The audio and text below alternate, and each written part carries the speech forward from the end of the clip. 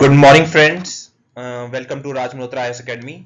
My name is Rahul Singla और आपका हमारी NCERT थ्रू MCQs की सीरीज में स्वागत है। जैसे कि लास्ट लेक्चर में हमने डिस्कस किया था हर्षवर्धन और उसके कनकेस्ट को, आज उसी को टाइमलाइन को आगे बढ़ाते हुए डिस्कस करेंगे अरब invasion and Rajput kingdoms.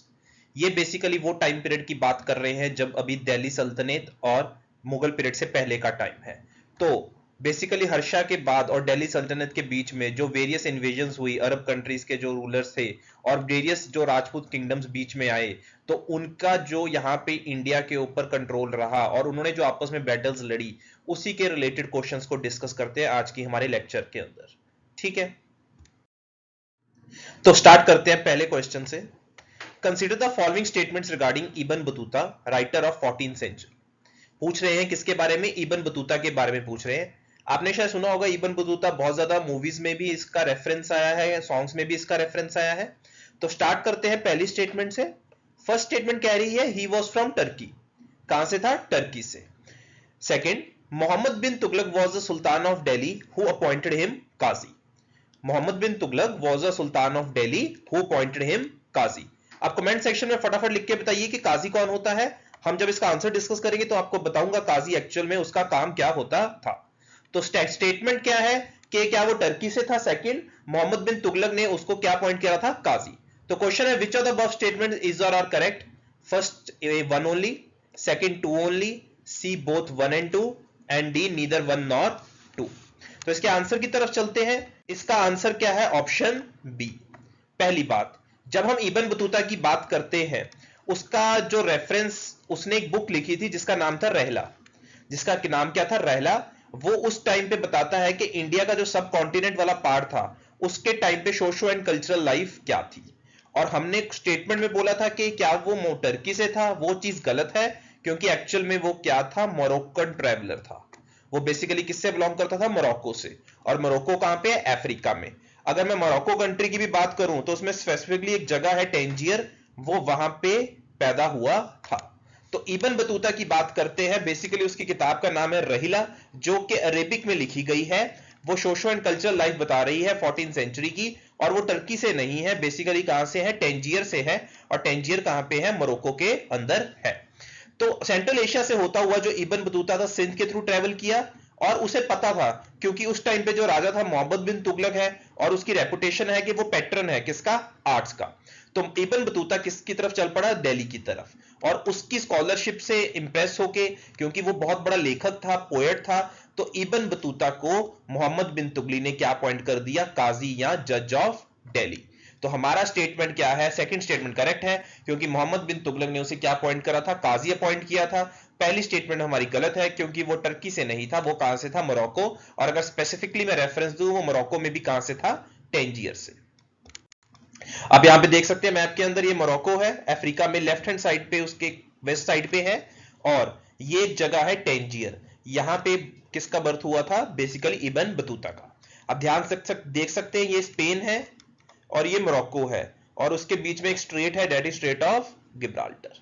Clear है जी इतनी बात? तो ये हमारा पहला क्वेश्चन था related to what? Ibn Battuta. Source आप देख सकते हो क्लास 12th की NCERT, themes in Indian history, chapter 5 page number 118। क्या है? Themes in Indian history, chapter 5 page number 118। Second question की तरफ चलते हैं। ध्यान से देखिए, थोड़ा एनालिटिकल सा क्वेश्चन है। Which of the following were described as barriers that obstructed understanding of society by writers. देखो, बाहर से राइटर्स आते थे, किसी और किंगडम के अंदर वो राइटर्स थे, यहां पे जब आते थे तो यहां की सोशल एंड कल्चरल लाइफ को अंडरस्टैंड करने की कोशिश करते थे। बट यहां की लाइफ को समझते हुए, यहां की सोसाइटी को जब वो अंडरस्टैंड कर रहे थे, तो उनको क्या क्या मुसीबतों का सामना फेस करना पड़ रहा था, उसी चीज को क्वेश्चन में पूछा जा रहा है। तो पहला बैरियर ये बोल रहे हैं लैंग्वेज है। सेकंड बोल रहे हैं difference in religious beliefs and practices. Third, self absorption and consequent insularity of the local population. Insularity का मतलब होता है कि जब किसी के आप कल्चर के ऊपर इंटरेस्ट नहीं लेते हो, lack of interest in culture is insularity. तो तीन ऑप्शंस हैं, पहली है लैंग्वेज, सेकंड है difference in religious beliefs and practices, third है self absorption and consequent insularity of the local population. हमें क्वेश्चन में बताना है करेक्ट आंसर कौन सा है, A 1 and 2, B 2 and 3, C 1 and 3 and D all of the above. अब फटाफट वीडियो पॉज करके इसका आंसर दे सकते हैं। हम अगर इसके आंसर को डिस्कस करें तो सबसे पहला जो बैरियर था दैट वाज लैंग्वेज। क्यों? क्योंकि यहां पे जो टेक्स्ट लिखे जा रहे थे वो संस्कृत में लिखे जा रहे थे। किस में लिखे जा रहे थे? संस्कृत में। और जो राइटर्स बाहर से आ रहे थे वो बेसिकली किस में लिखते थे? पर्शियन एंड अरेबिक में। तो उनको यहां पे लैंग्वेज का बहुत बड़ा बैरियर फेस करना पड़ रहा था, because most of the text here was in Sanskrit rather then in their home towns which were in Persian and Arabic. Second, religious beliefs and practices different थे, जिसकी वजह से उनको सोसाइटी को समझने में डिफिकल्टी हो रही थी। बिल्कुल करेक्ट है ये बात। थर्ड, और यहाँ के जो लोकल पीपल भी थे, जो लोकल कम्युनिटीज थी, लोकल रूल हमारे लोग थे, वो बेसिकली इंसुलैरिटी में रहते थे। इंसुलैरिटी मतलब उनको इंटरेस्ट ही नहीं था दूसरे कल्चर्स को जानने का, इंटरमिक्सिंग नहीं थी आपस में इतनी, ताकि राइटर्स इजिली अंडरस्टैंड कर सके हमारे कल्चर को लेके। तो तीन जो मेजर हम बैरियर की बात करते हैं वो यही है। पहला है language, difference in religious beliefs and practices. Third, consequent insularity of the local population. तो करेक्ट आंसर क्या हो जाएगा? Answer D, that is all of the above. Clear है इतनी बात? तो यही हमने बैरियर्स डिस्कस करे हैं, जो तीन हमने अभी बताए हैं। इसका आप सोर्स देख सकते हैं क्लास 12 की NCERT, themes in Indian history, chapter number 5, page number 124। ये हमने हाईलाइट कर रखा है, जो बेसिकली बता रहा है कि कौन कौन से बैरियर्स हमें फेस करने पड़ रहे थे राइटर्स को जब वो यहां के कल्चर को अंडरस्टैंड करने की कोशिश कर रहे थे। Third question, the term ulaq and dawa mentioned in the accounts of Ibn Battuta. हमें बताया कि इब्न बतूता 14th सेंचुरी का ट्रैवलर था जो मोहम्मद बिन तुगलक के रेन में आया था। तो उसके टाइम पे उसने अपने अकाउंट में उलक एंड दावा नाम के बारे में कुछ बताया है। तो उलक और दावा क्या है? पहला, land revenue system, second postal system, third currency circulated in Delhi Saltanat and fourth branding of royal horses. चार चीजें कह रहा है, land revenue system, B postal system, C currency circulated in Delhi Saltanat and D branding of royal horses. तो सही answer इसका बताना है, तो वीडियो पॉज करके आप फटाफट इसका आंसर दीजिए। इसका सही आंसर है आंसर बी, के उलक एंड दावा क्या थे? हमारे पोस्टल सिस्टम थे। अगर हम इब्न बतूता के अकाउंट्स पे चले तो उलक बेसिकली पोस्ट थी, हॉर्स पोस्ट थी, और अगर हम दावा की बात करें तो वो क्या थी? फुट पोस्ट थी। बस दो चीजें याद रख लेना, पेपर में ऐसे क्वेश्चन बहुत बार पूछे गए हैं जब ऐसे कोई भी ट्रिवियल सा फैक्ट पूछ लेते हैं कि जिसमें पूछा जाता है कि ये टर्म मेडाइवल टाइम्स में किस चीज के लिए यूज करी जाती थी। तो आपको पता होना चाहिए उलक एंड दावा की बात कर रहे हैं तो बेसिकली पोस्टल सिस्टम था। अगर मैं पोस्टल सिस्टम की बात कर रहा हूं तो वो एक हॉर्स पोस्ट थी और दूसरी कौन सी थी? Foot post. इसका आप थीम देख सकते हैं, सोर्स क्लास 12 की NCERT, themes in Indian history, chapter 5, page number 129। ये बेसिकली जो भी हमने कवर किया है इसी एनसीईआरटी से कवर करा है। तो हम बेसिकली आने वाले स्लाइड्स में मैं आपको सिर्फ इतना बताऊंगा चैप्टर नंबर कौन सा है, बिकॉज एनसीईआरटी क्या है? सेम है।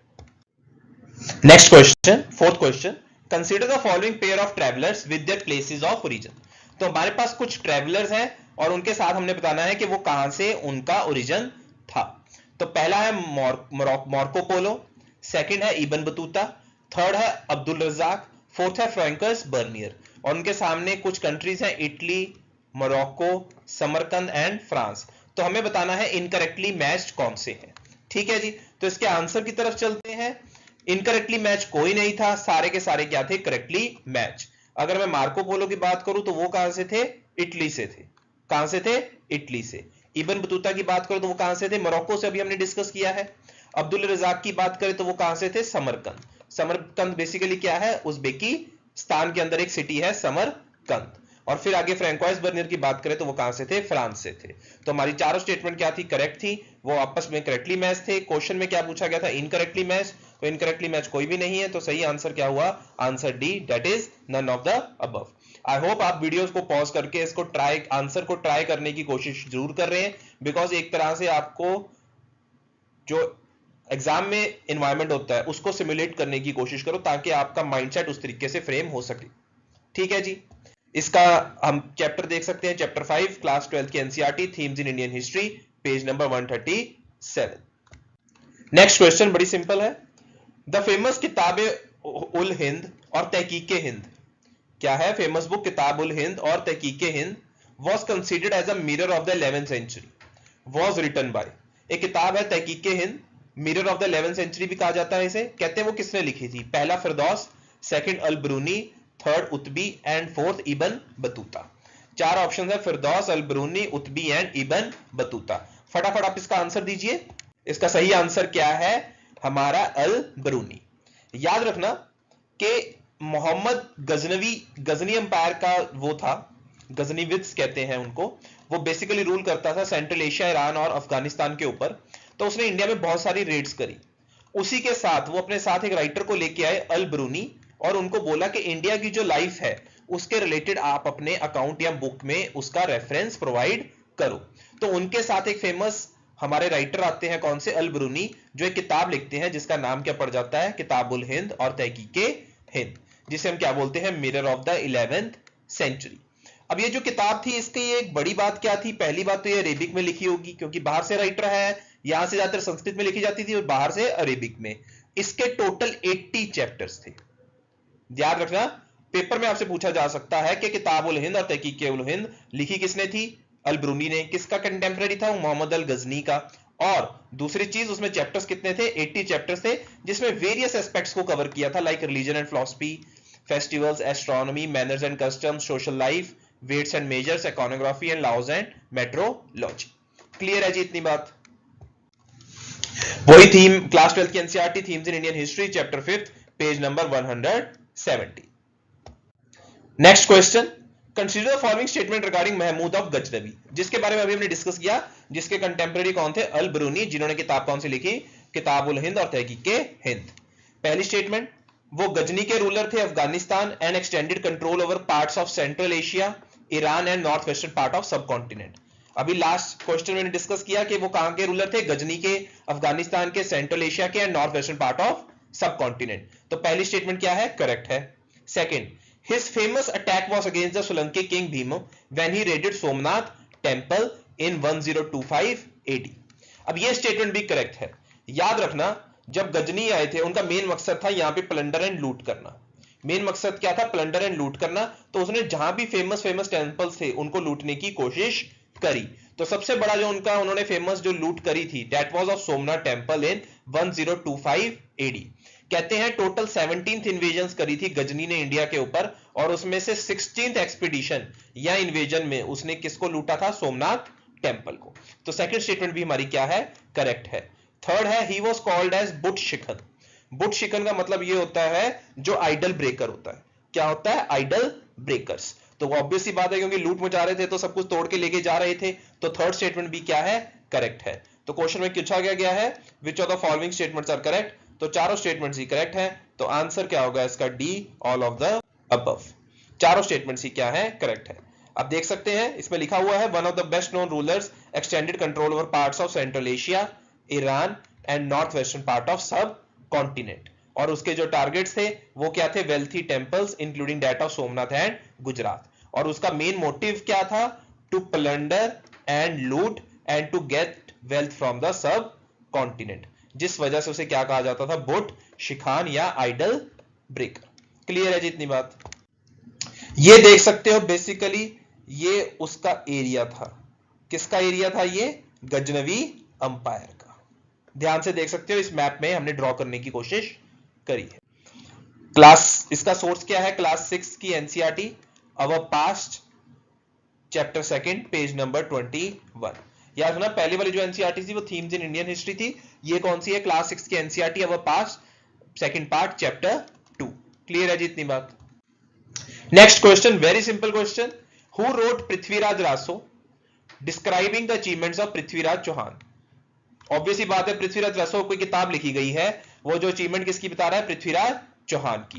पहला जयंका, सेकंड चंद बरदाई, सी ध्वाइन एंड डी गोवर्धन। अब फटाफट इसका आंसर दीजिए, हम इसके सोल्यूशन की तरफ चलते हैं। इसका सही आंसर क्या है? चंद Bardai.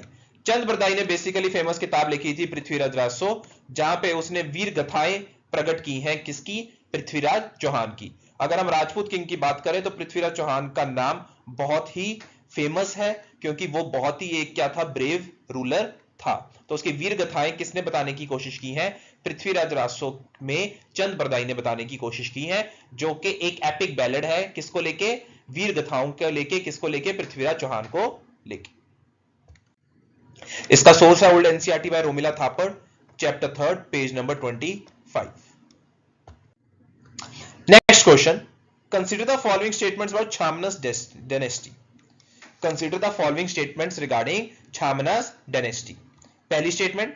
It is an Indian dynasty that ruled the parts of present-day Rajasthan and its neighboring areas between 6 to 12 centuries. कह रहे हैं कि आज का जो मॉडर्न डे राजस्थान है और उसके नेबरिंग एरियाज को इन्होंने रूल किया 6 to 12 सेंचुरी एडी के अंदर. Second, they attempted to expand their control to the west and the east where they were opposed by Chalukyas and Gadwals. कह रहे वेस्ट और ईस्ट में उन्होंने अपने कंट्रोल कर रहे अपने एक्सपैंड कर रहे थे, बट वहां पे कौन प्रेजेंट थे? चलुक्यास एंड गढ़वाल्स. थर्ड, जो फेमस चहमान रूलर था वो कौन थे? पृथ्वीराज, जिन्होंने अफगान रूलर को हराया था 1191 एडी में, बट नेक्स्ट ईयर उनसे हार गए थे. अब क्वेश्चन पूछा गया है which of the following statements are correct? 1, 2 and 3, 2 and 3, C 1 and 2 and D 1 and 3. पहली बात, अगर मैं चहमान्स की बात कर रहा हूं तो ये कोई नहीं है, चौहान्स ही है. कौन है ये? चौहान्स ही है, जो राजे थे किसके? दिल्ली और अजमेर एरिया के. अजमेर बेसिकली किसके अंदर आया था? राजस्थान के अंदर आ जाता है. क्लियर है इतनी बात? अगर मैं बात करूं that it was a dynasty that ruled present day Rajasthan it's neighbouring areas, तो ये स्टेटमेंट क्या है? बिल्कुल करेक्ट है. ये क्या है? बिल्कुल स्टेटमेंट क्या है? करेक्ट है. सेकंड स्टेटमेंट है कि उनको अपोज किया वेस्ट और ईस्ट में चलुक्यास एंड गढ़वाल्स में, ये भी क्या है? बिल्कुल करेक्ट है. क्यों?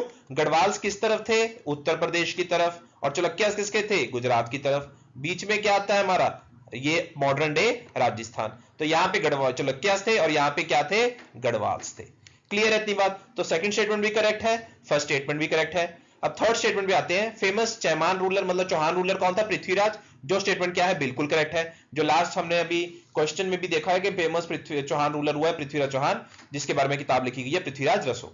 अब पृथ्वीराज चौहान की लड़ाई होती है किसके साथ? मोहम्मद गुर के साथ. आप जिसे मोहम्मद गौरी भी सुनते हो.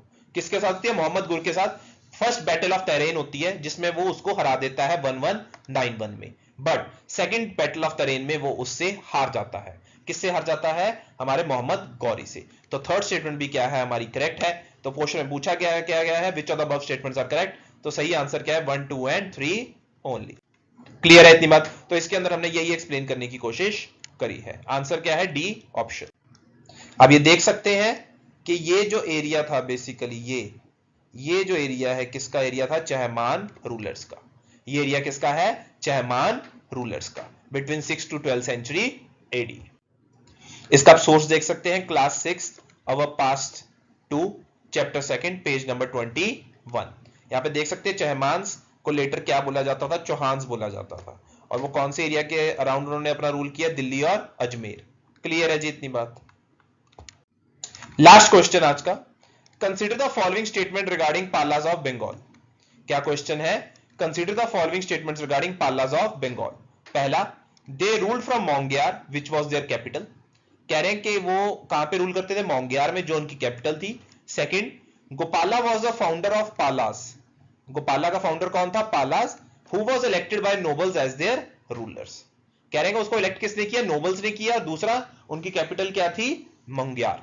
तो क्वेश्चन में पूछा गया है which of the above statements are correct? पहला 1 only, B 2 only, C both 1 and 2 and D neither 1 nor 2. इसके आंसर की तरफ चलते हैं. इसका आंसर क्या है? C option. इसका आंसर क्या है? C option.